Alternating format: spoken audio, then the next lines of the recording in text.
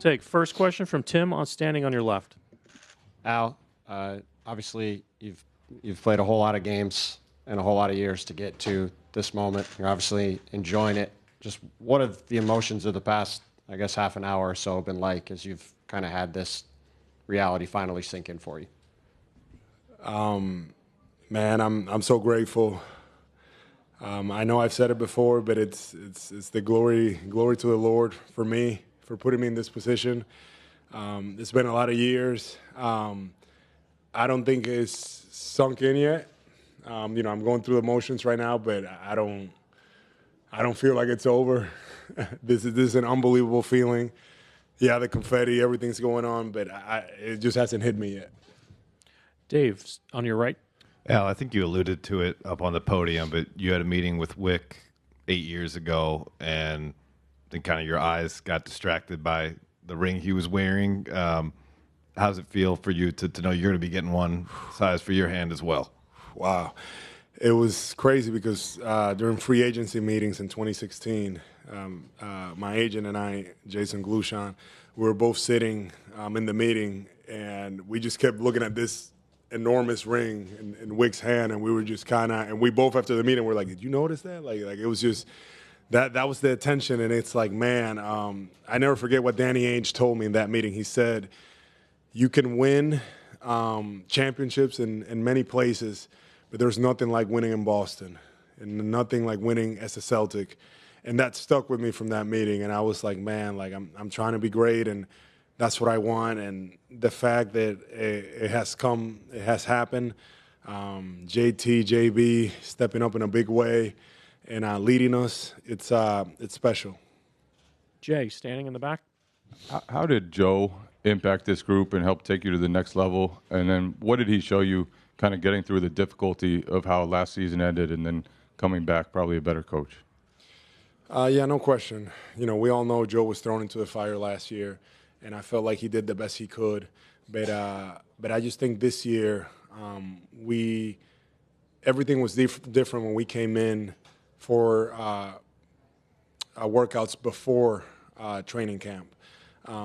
He really, I felt like, put a sprint on everything, how he wanted it to be, how he wanted us to work, how he wanted us to carry ourselves, how determined he wanted us to be.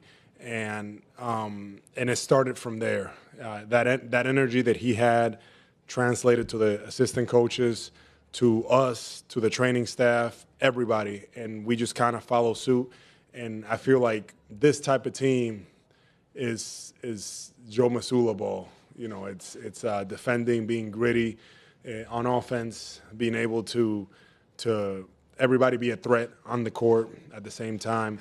And everything that he wanted to do, he was able to accomplish.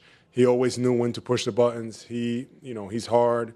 He can be a little wacky sometimes, but that's what we appreciate about him. He truly cares about us, and he cares about what it means to be a Celtic. David Aldridge, standing on the left.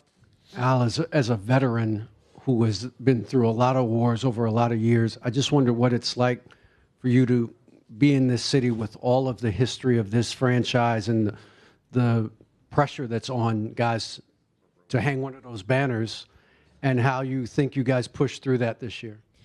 Yeah, the first thing you have to do when you come here is you have to embrace that pressure. And I was okay with being in that position. I was okay if we were getting criticized and we weren't getting it done, because I understood what it means playing here. And to your point, finally overcoming that and winning and putting ourselves, with the greats, this is special. Our group, we've had a lot of hardships the last few years. Last year, heartbreaker against Miami, Game 7. Year before, Golden State. It's been building up, but this team has been resilient, and we've continued to work. I'm so proud of Jalen. I'm so proud of Jason. Those two guys continue to take a step forward. People, all year criticizing them, all that expectation, all that pressure. They did it. They've done it at a young age. They led our group.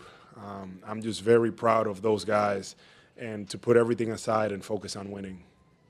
Fifth row on the left. Felicidades primeramente. Me siento orgulloso de ser dominicano. Gracias. ¿Qué se siente ser el primer dominicano en ganar la final de la NBA y a quién le dedicas este campeonato? Es algo muy especial para mí. La gloria yo se la doy a Dios porque Dios me ha puesto en esta posición y yo estoy muy claro de eso. Y esto es para mi familia, ese apoyo que ha estado conmigo siempre y también para el pueblo dominicano, porque yo entiendo que yo tengo mucha gente allá que me quiere, que me sigue, que ha estado siempre conmigo y me siento muy orgulloso de representar a todos los dominicanos. No solo allá, pero en el mundo, porque yo sé que hay mucha gente de diferentes lugares, en Europa, aquí en Estados Unidos, que me están siguiendo, y especialmente los dominicanos aquí en Boston, que han estado muy pendientes. Lawrence, Jamaica Plain, Lynn, todos esos sitios, se le quiere. Last question in the middle. Al, what went through your mind when Peyton hit that heave at half court? That was beautiful. That was beautiful. He did that, and you just kind of take a glance at the other team, and it's one of those that it just kind of breaks your spirit, and then it just kind of fueled us. But Peyton, man, like that just sums it up. It was, so ups and downs for him not knowing what to expect, when to play, when not to play. And he is the kind of guy that he is a big-time player. And it's hard because we have a lot of guys. But, man, him stepping up cold, ready, not afraid of the moment, taking the shot. And, man, as soon as he shot it, like, I don't know how you guys felt, but I was like, man, this dude, he's about to knock it down. Like, this is crazy. So, man, the fact that he knocked it down, like, that was huge. That was special. Thank you, Al. All right. Oh.